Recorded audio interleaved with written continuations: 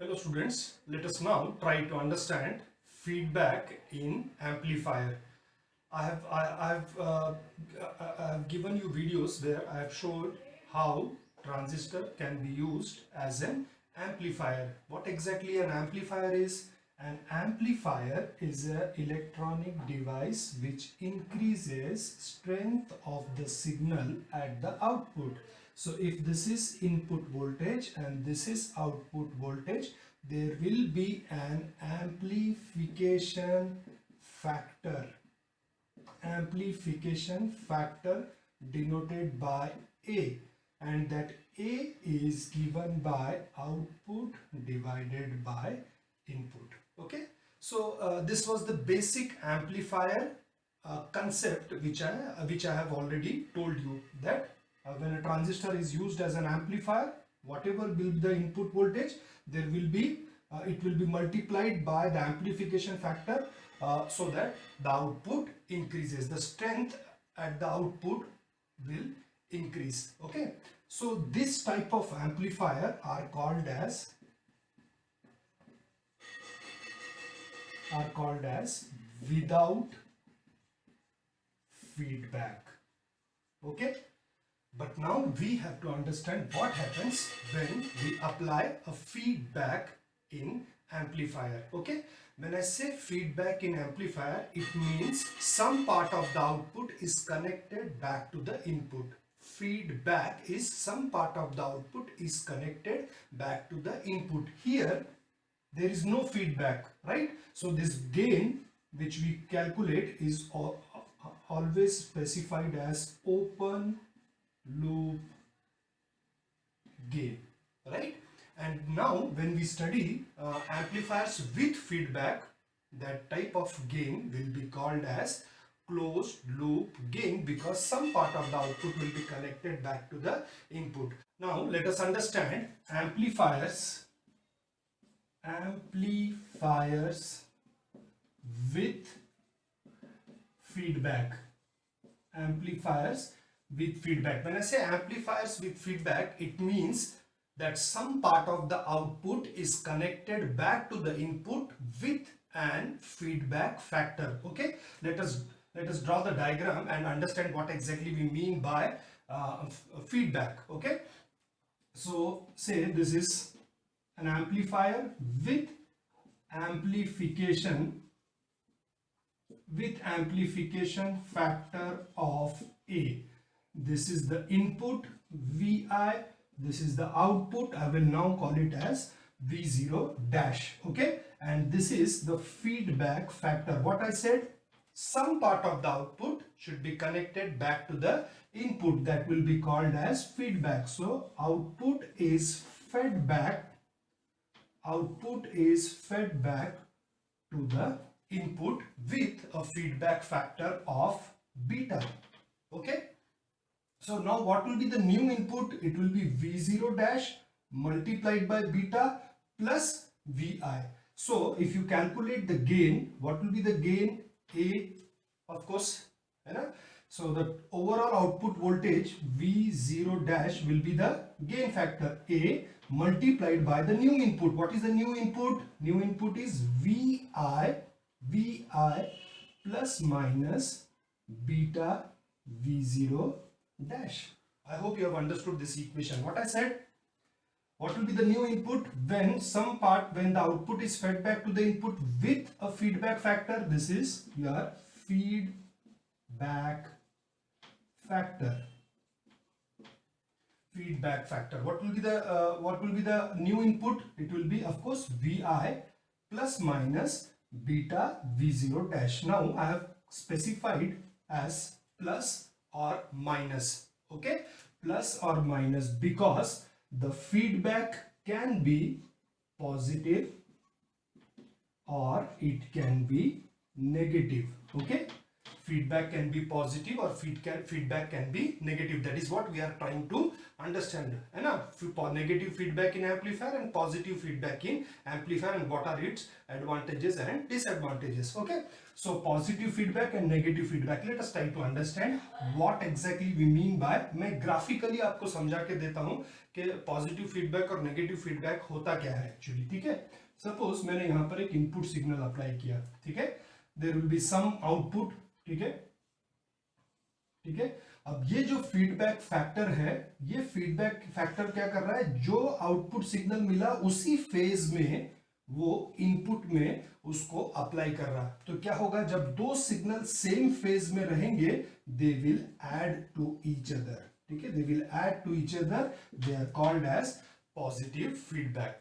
And suppose ये signal है input signal, this is the output signal, जब feedback factor होके आया है तो आपका सिग्नल आया लाइक दिस, ठीक है, दैट मींस ये इनपुट है और ये जो आपका फीडबैक होके आया हुआ सिग्नल है, ये दोनों 180 डिग्री आउट ऑफ फेज है, और अगर 180 डिग्री आउट ऑफ फेज है तो they will cancel each other, that type of feedback will be called as negative feedback, and that is what we have to understand. That is why I have specified it as plus और minus. Positive feedback मतलब plus, negative feedback मतलब minus. Okay, so हमने जो gain निकाला, open loop gain without feedback, that value we got as A is equal to V0 upon Vi, simple output voltage divided by input voltage. But in case of feedback with amplifier, depending upon whether the feedback is positive or negative, A can be given as the overall output voltage will be given as gain, that is A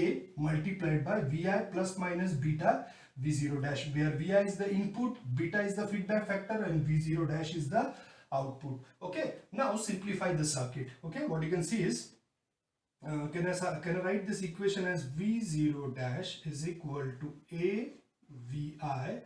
Okay, say let us say for positive feedback. Okay, positive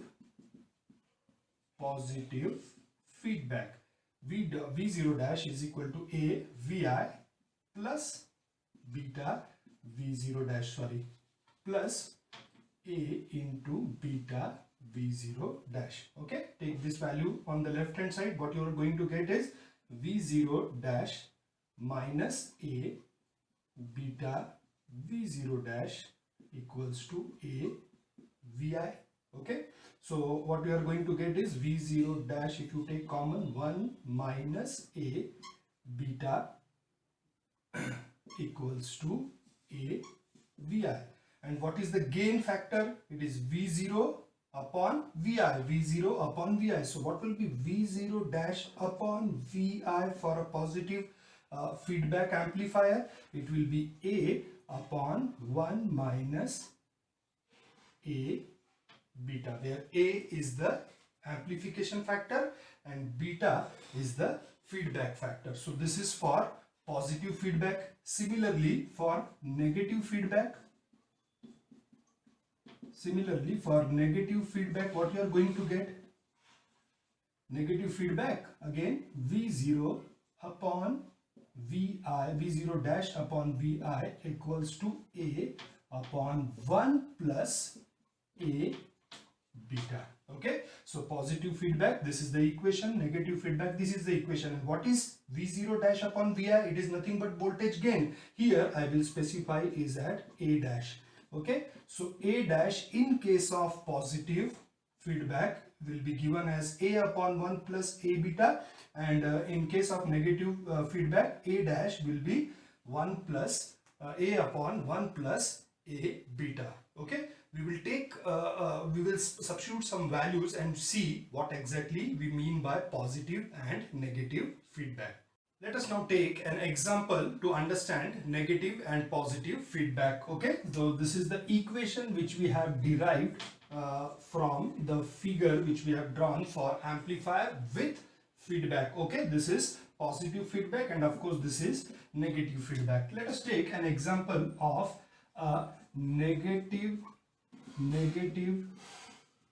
feedback. What is the equation? Negative feedback, A dash is equal to A upon 1 plus A beta, where A is the amplification factor and beta is the feedback factor. And from this equation itself, what we can see is A dash will be always less than A.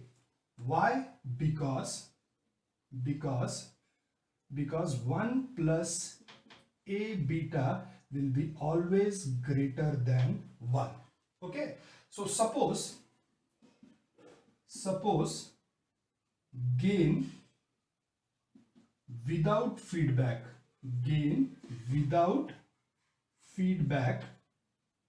that is A is equal to 90, and beta is the feedback ratio. Okay, so beta is the feedback ratio, which is given by 1 upon 10, say 1 upon 10, and that value is 0.1. So if A is gain without feedback, is A is equal to 90 and beta is 1 upon 10, substitute the value in this equation, what you are going to get A dash as A dash is equal to 90 upon 1 plus 90 multiplied by 0.1.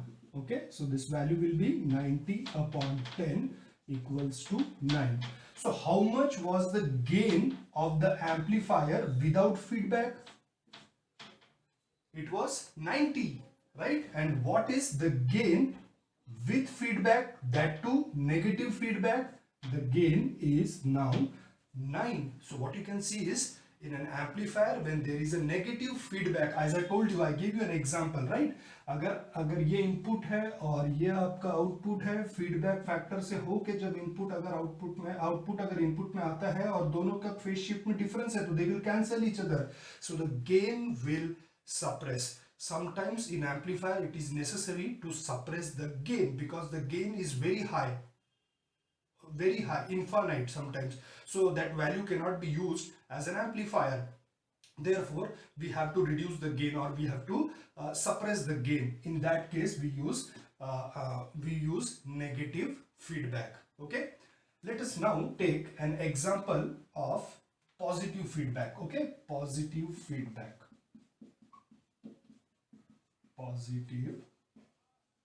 feedback. Of course, in positive feedback, this is the equation: A dash is equal to A upon 1 minus A beta. So A dash will be always greater than A. Why? Because 1 minus A beta will be always less than 1. Again, suppose gain without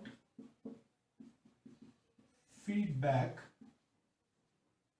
A is 90 and beta is said, that is the feedback ratio, beta is 1 upon 100, say 0.01. Okay, so substitute the value in this equation. What you are going to get, A dash is A, that is 90 divided by 1 minus, what is A? Again 90 multiplied by 0.01. So this value will be 90 upon 1 minus 0.9. That is 90 upon 0.1. This value will be 900. So what you can see is, when there is a positive feedback, the gain increases. Okay, the gain increases. Where, so this is called as regenerative feedback. Okay, regenerative feedback, and this is called as degenerative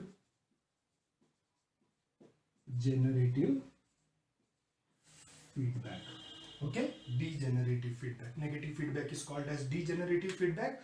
Positive feedback is called as regenerative feedback. In negative feedback, the gain decreases. In positive feedback, the gain increases. But stability wise, for an amplifier, negative feedback is good. As I told you, when the transistor has to be used as an amplifier, there should be a negative feedback because the stability of the circuit is very good. The circuit works linearly, bandwidth is good, okay, and it doesn't depend upon temperature, it depends only upon beta factor. So the stability of the amplifier is very good. But when the transistor has to be used as an oscillator, we provide positive feedback, okay.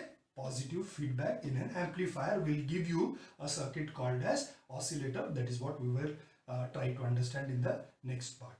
I hope you have understood feedback in amplifiers. Next, we will focus on oscillators. Okay, the first thing which we have to understand is what is oscillators. Okay, oscillators.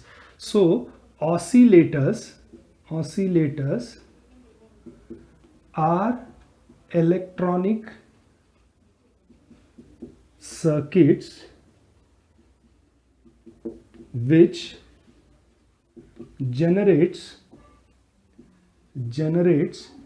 AC output signal without, this is very important, without requiring any externally applied input signal. So basically oscillator is a device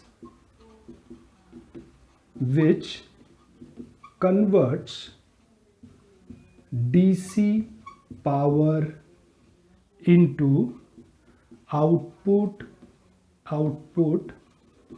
AC signal. Okay, so oscillators are electronic circuits which generates AC output without requiring any external input signal. Okay, so to understand how oscillators are different from amplifiers, let us draw one diagram so that you can understand. Okay, see, amplifier, you have to provide input signal, and of course you are going to get amplified output signal. Okay, output signal. But all this happens when you provide a DC power. So this is your amplifier. Okay, whereas in oscillators, see, oscillators you just have to provide DC power and it will generate AC output signal without requiring external input signal. So this is the basic difference between an amplifier and an amplifier and an oscillator. Okay, we say oscillators are nothing but unstable amplifier. Okay, so this is basic of oscillator. Now the oscillation produced by an oscillator are of two types. Okay, one is called as damped oscillation and the other one is called as undamped oscillation. Damped oscillation and undamped oscillation. If you show graphically, what you can see is this is the graphical representation of damped and undamped oscillation. If you draw a graph between t, that is time period, with respect to voltage. So what you can see is the strength or the amplitude of the signal is decreasing with respect to time. That type of oscillation is called as damped oscillation. And when the amplitude of the oscillation is constant throughout the time, it is called as undamped oscillation. Okay, further, the oscillators are classified depending upon the component used to design an oscillator. They are the two categories which we will try to understand is LC and RC oscillators. LC matlab inductor capacitor, RC matlab resistance and capacitor. Okay, let us try to understand how oscillations are produced, by using a simple LC circuit. Okay, so हम लोग ऐसे ही बोलेंगे LC oscillator. Okay, LC oscillator. It is sometimes also specified as tank. It is specified as tank circuit. Okay, here what we do is an inductor and a capacitor are connected in parallel. Okay, 1,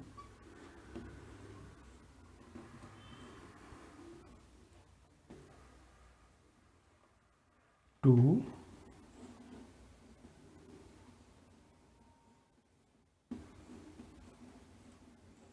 3,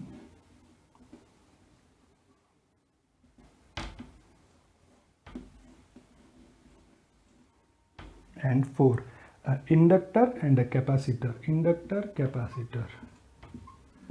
Okay, initially say there is a switch. Okay, let's say the capacitor is completely charged by an external DC power. ठीक है, ये जो circuit हम पढ़ रहे हैं, this is nothing but an oscillator, है ना? तो we said कि suppose the capacitor is fully charged by using external DC power. When a capacitor is charged, one plate of the capacitor is positively charged and the other plate of the capacitor is negatively charged. Okay, of course the switch is open.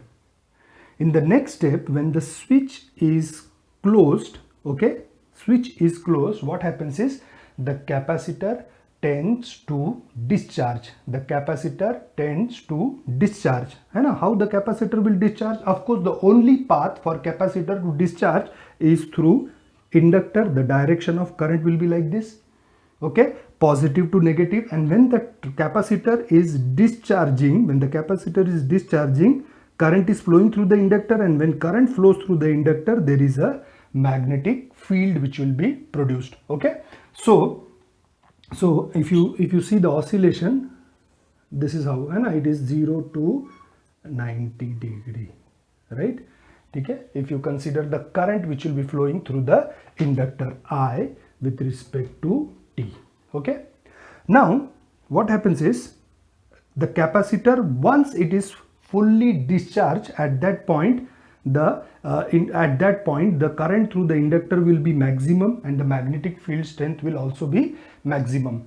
But will that magnetic field strength sustain? For the magnetic field strength to sustain, continuous current should be flowing through the inductor. But once the capacitor completely discharged, of course there is no current which will be flowing through the inductor. At that point the magnetic field collapse. The magnetic field collapse, charging the capacitor with reverse polarity. Okay, so the current decreases and charges the capacitor with reverse polarity. That means now the lower plate will be positive, the upper plate will be negative. Okay, now what will happen? Of course, when the magnetic field is discharged, but the magnetic field collapse and charges the capacitor with reverse polarity. Now the polarity is reverse. Now how the current will flow? The lower plate is positive, the upper plate is negative. Direction of current changes. Okay, direction of current changes. The capacitor again discharges through the inductor, again magnetic field will be produced, so the current increases in negative direction. Okay, and again at some point the capacitor will be completely discharged. The magnetic field across the inductor will not sustain. It will lose its it will collapse and charges the capacitor with reverse polarity. It will come back to its initial condition. Okay. So this charging and discharging will continue, and what you are going to produce is AC signal by using an external DC power. So that is why we call it as an oscillator converts DC power into output. It is output AC signal without requiring any input AC signal. But capacitor has a property to lose charge with respect to time. It tends to lose charge with respect to time. So what happens when charge is keep on leaking out of the capacitor? The strength of the signal will not be the same with respect to time. The strength will keep on decreasing with respect to time. That means what a tank circuit produces is a damped oscillation. But if you are designing an oscillator, it should be an undamped oscillator, right? To understand how to design an undamped oscillator, we have to understand Barkhausen criteria. He suggested 4 points. If any oscillator satisfies that 4 criteria, it will produce an undamped oscillation, which is the requirement. I hope you have understood the basics of oscillators and the tank circuit. Next, let us try to understand Barkhausen criteria. Okay, Barkhausen criteria. In the previous section, we tried to understand LC tank circuit, and what we saw is the LC tank circuit. Of course, it converts DC into AC. It produces an output AC signal, but it produces a damped oscillation. So whenever there is an oscillator has to be designed, the output should be an undamped oscillator, and for that some 4 points has been suggested. Some 4 essential points has been suggested by a scientist called as Barkhow. Okay, Barkhausen. So that criteria, that points or the essential conditions are called as Barkhausen criteria. Okay, before writing the first point, I will just give you an example. Okay, what will happen if you throw stone in a still water? है ना, ठहरे हुए पानी में अगर आप पत्थर फेंकोगे तो क्या होगा? Of course, what you can see is an oscillation, ripples generate होता है. But what happens to the ripples with respect to time? Of course, the strength of the ripples will keep on decreasing with respect to time. Suppose now, if I ask you to make sure that the strength of the ripples or the ripple should be continuously generating. So what we should do? क्या करना पड़ेगा? The only thing which we can do is keep on throwing stone on the still water so that the ripples will be continuously producing, right? That means, see what is happening is when you, है ना, आप जब पत्थर फेंकते हो पानी में, ripple generate होता है, उसका स्ट्रेंथ कम हो जाएगा, है ना. जितना स्ट्रेंथ कम हो गया उतना ही स्ट्रेंथ वापस अगर आपने फिर से दे दिया इनपुट में, तो क्या होगा? वो जो रिपल्स है वो कंटिन्यूसली चलते रहेंगे, है ना. So that is the first point for Barkhausen criteria.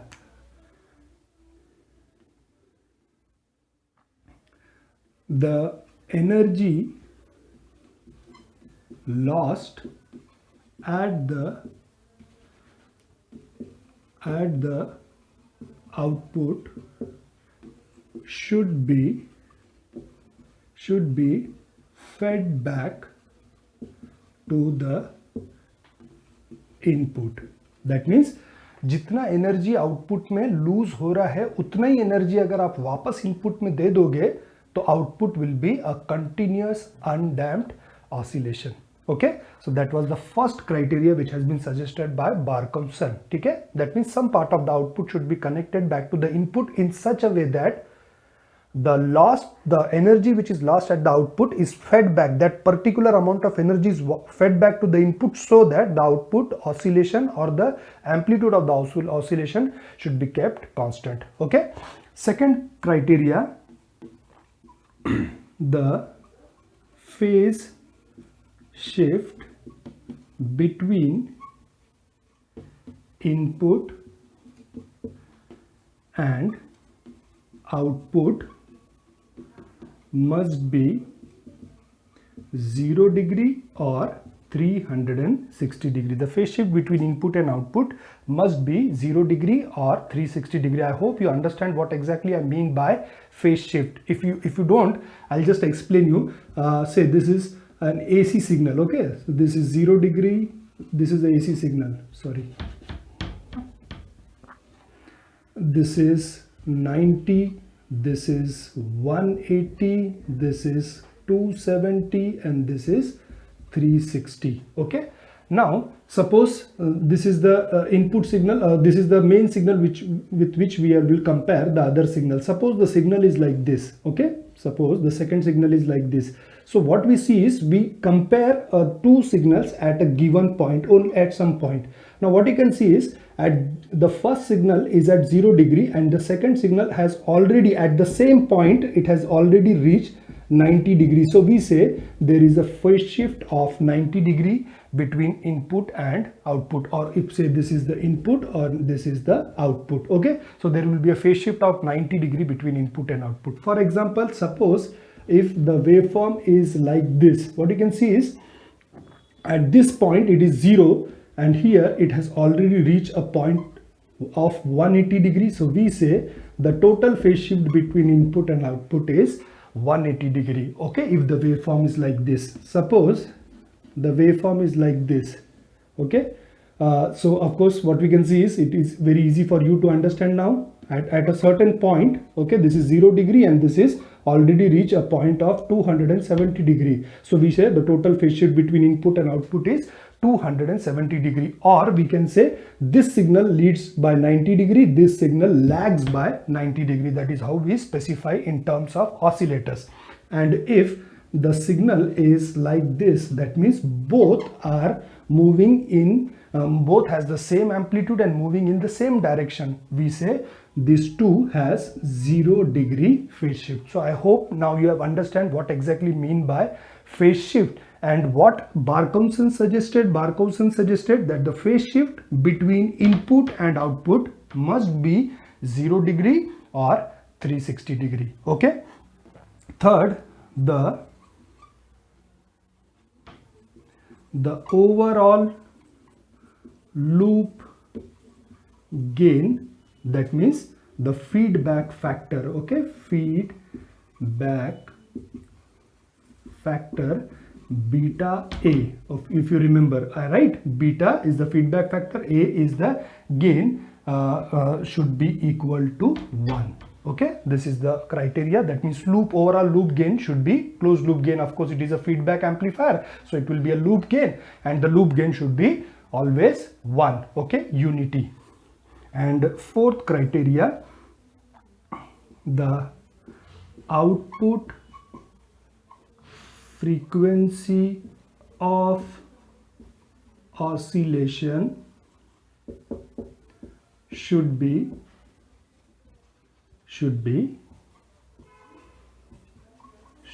constant. So if any oscillator circuit satisfies these four criteria, we say it produced undamped oscillation. Okay, it produced undamped oscillation. So this is all about Barkhausen criteria.